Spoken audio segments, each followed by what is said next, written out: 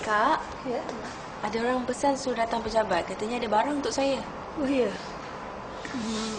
Ada barang tak mas semalam. Dari pejabat pos ke? Nampaknya macam urusan peribadi. Ni? Amal Nurailis Muhammad. Tu kan? Amal pesan. Tadi tanda di sini. Ni.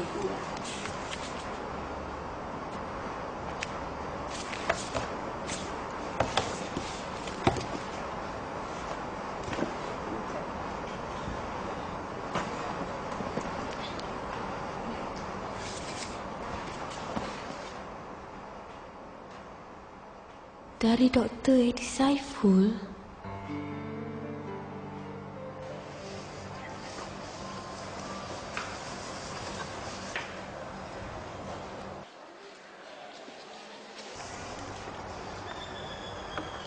Komputer? Saya rasakan dia sukakan awak laman.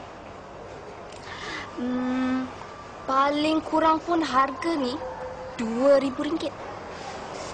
Mahal tu awak. Takkan saya nak terima hadiah ni? Apa pula? Bukan awak yang minta pun. Apa orang kata tu? Rezeki. Jangan ditolak. Awak, masalahnya, saya baru kenal dia tahu. Baru sekali je saya jumpa dia.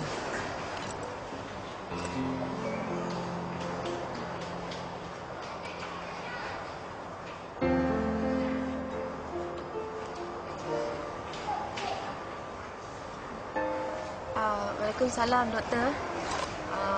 Doktor, saya dah terima dah hadiah daripada Doktor. Terima kasih banyak-banyak. Tapi saya tak boleh terima, Doktor, hadiah ni. Amal, itu adalah hadiah ikhlas daripada saya dengan isteri saya, Dr. Badura. Kami hargai pelajar cemerlang macam awak sebab kami tahu satu hari nanti awak akan berkhidmat untuk orang ramai. Awak akan kena kerja dengan hospital awam lepas ni, kan? Ya, betul tu, Doktor. Tapi saya dapat beasiswa kerajaan. Jadi saya kena kerja dengan hospital awam. Itu memang dah tanggungjawab saya. Pilihan saya. Baguslah tu. Amal janganlah fikirkan sangat pasal sumbangan kecil saya tu, ya. Awak gunakanlah dengan kawan-kawan awak. Okey, Lama. Nanti kalau ada masa nanti email lah saya, ya. Saya ada kerja ni. Ada orang sakit. Assalamualaikum. Waalaikumsalam.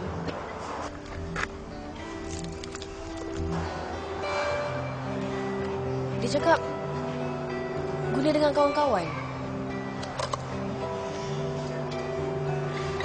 Awak, saya macam mana ni? Saya risaulah takut kakak saya marah. Nanti mesti dia marah saya sebab saya terima hadiah yang mahal macam ni daripada orang. Tapi saya pun tak boleh nak salahkan dia juga. Macam mana ni? Macam ni awak kena tolong saya.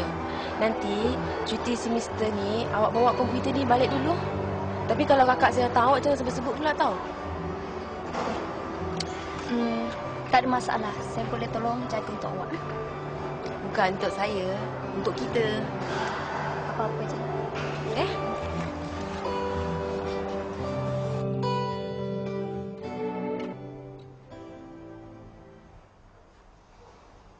Lain. Kenapa tak tidur? Apa? Belum ngantuk lagi. Apa pun. Boleh nak tidur. Risau ni. Tunggu Mama dengan Azhar tak balik-balik dah pukul 12 dah. Biasalah, Pak. Kalau dah pergi festival filem tu, pukul 1 pun belum tentu habis lagi. Macam mana dia orang boleh tersesat kat majlis tu? Entahlah, saya pun tak tahu macam mana dia orang boleh termasuk ke situ. Papa pun dah tak boleh nak ikut rentak Mama tu. Oh ya, tadi dekat majlis, Zahir ada bercakap dengan seorang lelaki, kan? Yang mana satu, Pak? Gamai. Alah, yang putih-putih, gempal sikit tu. Akif. Akif Zamani? Papa kenal dia? Oh, jadi dialah teman lelaki Shirin. Bekas, Pak. Sekarang ni dia dengan Arisa.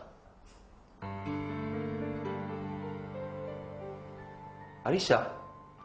Dia orang dah nak tunang dah.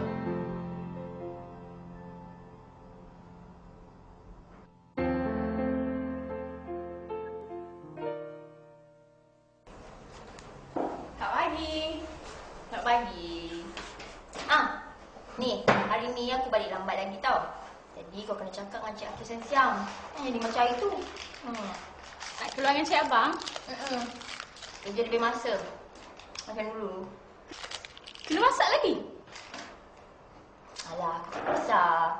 Datuk kan nak balik Australia besok. Jadi dia nak makan dekat rumah. Nak makan masakan sendiri. Maknanya awak masak hari tu sedap lah. Kalau dah minta 2 kali tu, faham-faham ajalah. Arisa. Resepi ayam nenas kau tu kan? Laku betul tau. Takkanlah nak masak itu lagi. Dah kalau orang tu nak makan, apa salahnya? Datuk Encik Edi tu kan, aku tengok sebenarnya diorang tu nak tebus balik masa diorang hilang tu. Kadang-kadang kan, baru je aku tengok diorang berdua. Lagi-lagi bos muda aku tu buat insaf tau. Yelah, kita ni yang mak bapak dekat aja pun jarang nak jumpa. Masih kerja. Yelah, sebab kita rasa diorang tu ada je kat rumah. Dia bila je kita boleh balik, jumpa.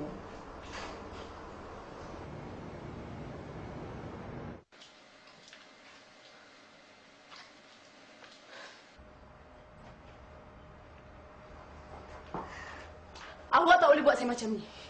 Tak boleh buat apa? Awak tak boleh tinggalkan saya macam tu je. Pembetulan. Bukan saya yang tinggalkan awak, tapi awak yang tinggalkan saya. Saya cuma meneruskan hidup saya je. Awak tahu tak? Hidup tanpa awak lebih baik.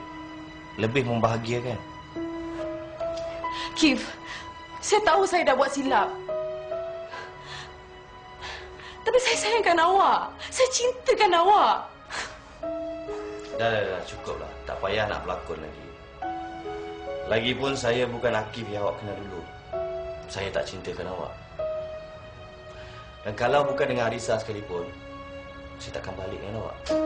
Faham?